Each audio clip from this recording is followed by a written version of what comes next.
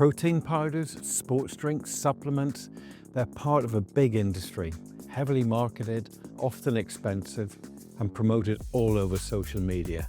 But do we actually need them? The answer isn't as straightforward as you might think. If you do want to perform well and be healthy, the most important thing is to eat as much fresh food as possible and avoid foods that have been heavily processed.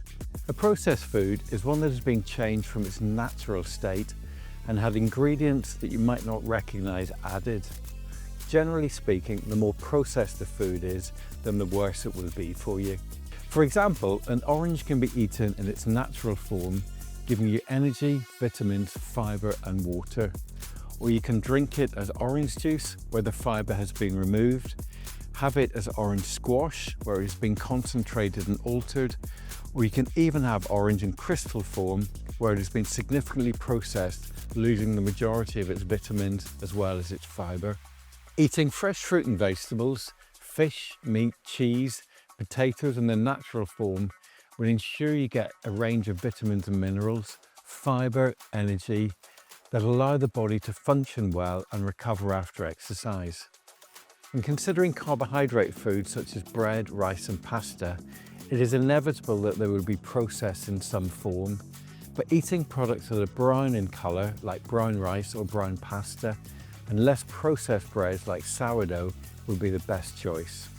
Secondly, it is important to eat a range of foods and a range of colours, as the colour of a food dictates which nutrients it contains. Advice is traditionally centred on eating 5 pieces of fruit or vegetables a day, but it is important that all 5 pieces are different. There is a new focus now on nutrients called Flavanols, which have incredible health-giving properties. High levels of Flavanols are present in berries such as cranberries, blueberries, raspberries and strawberries. Also, plums and cherries have high amounts, as do broad beans, pinto beans, green tea and dark chocolate. Flavanols are high in antioxidants, which are linked to lowering blood pressure, improving the health of the heart and blood vessels, as well as impacting on gut health. Currently, social media is awash with content promoting a high protein diet.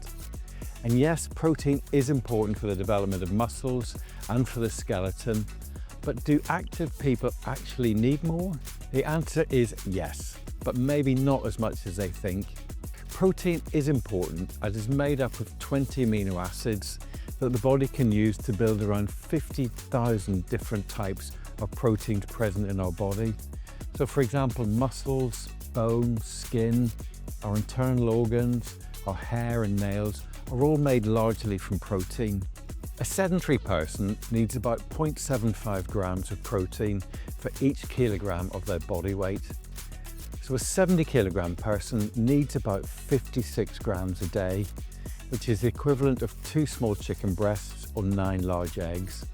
However, a person who does heavy weight training would need about double that amount, and a person who runs, cycles or swims would need to increase their protein intake by about 25%.